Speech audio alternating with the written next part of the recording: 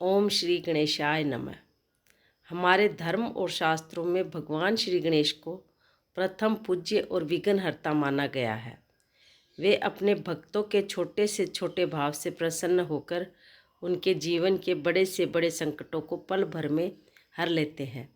इसी सत्य से जुड़ी हुई एक गणेश जी की पुरानी कथा है जो हमें सिखाती है कि गणेश जी पर श्रद्धा रखने वालों को गणेश जी कभी दुखी नहीं होने देते। तो आइए इस पावन कथा का पूर्ण श्रद्धा और ध्यान के साथ श्रवण करते हैं। कथा है एक गरीब बुढ़िया और उसकी गणेश भक्ति की।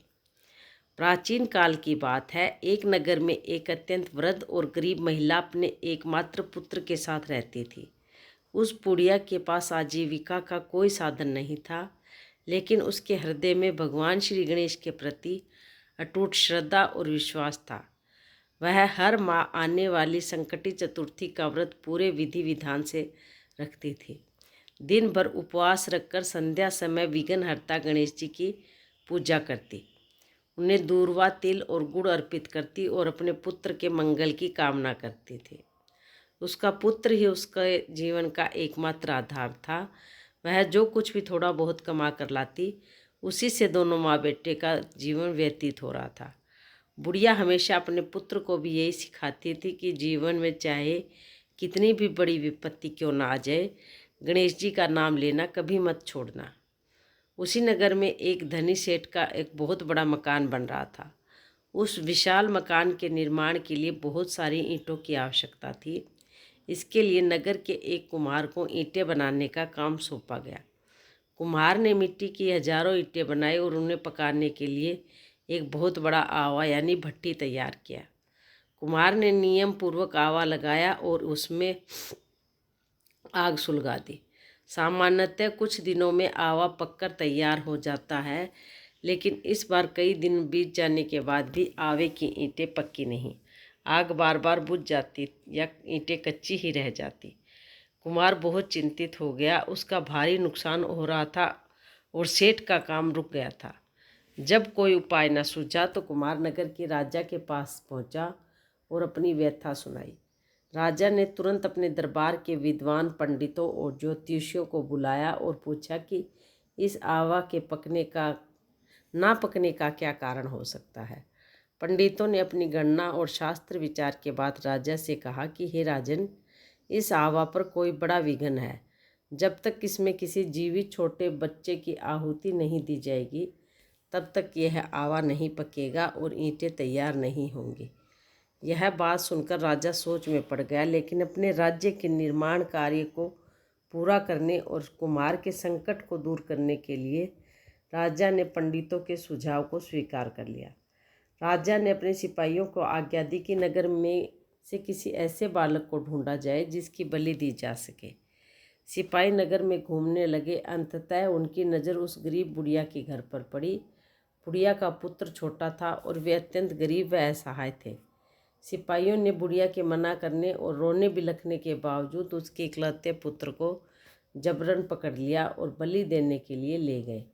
माँ का संबल और अब गणेश जी की सुपारी। जब सिपाही उस बालक को ले जा रहे थे, तब बुढ़िया का हृदय माँ के वात्सल्य और वियोग से छलनी हो रहा था।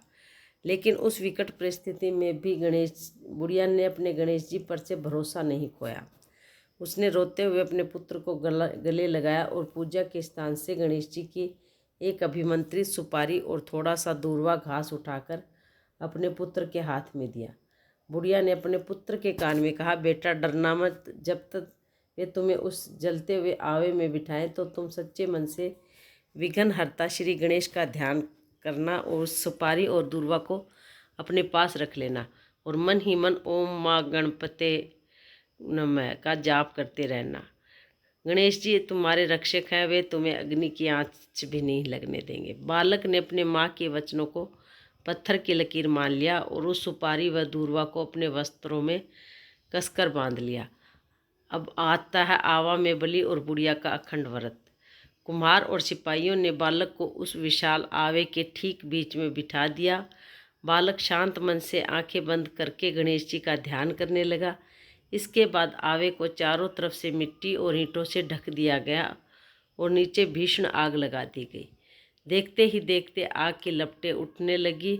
उधर अपने सूने घर में बैठी बुढ़िया का रो रो कर बुरा हाल था। वह जानती थी कि उसके पुत्र की रक्षा केवल ब्रह्मांड के स्वामी श्री गणेश ही कर सकते हैं। उस दिन संकट चौथ का ही पावन दिन था। बुढ़िया ने गणेश जी की प्रतिमा के सामने दीपक जलाया और निर्जला व्रत रखकर बैठ गई। वह रात भर गणेश जी की आरती गाती रही, मंत्रों का जाप करती रही और आंसुओं से गणेश जी के चरणों को पखारती रही। वह बार बार एक ही प्रार्थना करती कि हे गणेश जी, आज मेरी भक्ति और आपके अस्तित्व की परीक्षा है। मेरे अनाथ पुत्र के प्राणों की रक्षा कीजिए। पूरी रात बीत गई। अगली सुबह जब कुम्हार और नगर के लोग यह देखने गए कि आवा पका या नहीं, तो वहाँ का दृश्य देखकर सभी के होश उड़ गए। आवा पूरी तरह से ठंडा हो चुका था।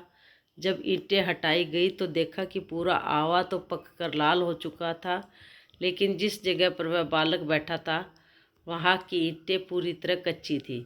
आग की भीषण गर्मी के बीच वह बालक मुस्कुराता हुआ गणेश जी का नाम जप रहा था। उसके शरीर का एक खरोंच तक नहीं आई और उसकी दूर्वा तथा सुपारी वैसी की वैसी हरी भरी और सुरक्षित रखी थी। इतना ही नहीं, उस बालक के आसपास जो अन्य छोटे छोटे जीव जंतु गलती से आवे में बंद हो गए थे, वे भी जीवित और सुरक्षित थे। यह अद्भुत चमत्कार देखकर पूरी नगरी में तहलका मच गया। राजा, पंडित और प्रजा जन वहाँ एकत्रित हो गए। राजा ने उस बालक को सुरक्षित बाहर निकाला और बुढ़िया को आदरपूर्वक राज दरबार में बुलाया। राजा ने बुढ़िया के चरणों में प्रणाम किया और पूछा कि हे माता, इस भीषण गर्मी में भी तुम्हारे पुत्र के प्राण कैसे बच गए? यह कौन सी विद्या या शक्ति है? बुढ़िया ने नम्रता से हाथ जोड़कर कहा कि हे राजन, यह मेरी कोई विद्या नहीं है। यह तो केवल संकट हरने वाले भगवान श्री गणेश जी की कृपा का फल है। जो भी मनुष्य संकट चतुर्थी के दिन गणेश जी का ध्यान करता है, संकट मोचन गणेश उसके बड़े से बड़े कष्ट को भी भाप बनाकर उड़ा देते हैं। राजा और पूरी प्रजा ने बुढ़िया की गणेश भक्ति के प्रभाव को स्वीकार किया। राजा ने कुमार को चेतावनी दी और बुढ़िया को बहुत सारा धन व उपहार देकर सम्मानित किया। उसी दिन राजा ने पूरे नगर में ढिंढोरा पिटवा दिया कि हर संकट चतुर्थी को राज्य का प्रत्येक नागरिक गणेश जी का व्रत रखेगा और उनकी पूजा अर्चना करेगा। जिस प्रकार श्री गणेश जी ने उस गरीब बुढ़िया की पुकार सुनकर उसके बालक के प्राणों की रक्षा की और उसका संकट दूर किया, उसी प्रकार जो भी भक्त सच्चे हृदय से इस कथा को सुनता या पढ़ता है, गणेश जी उसके समस्त जीवन के समस्त दुखों, विघ्नों और संकटों को हर लेते हैं।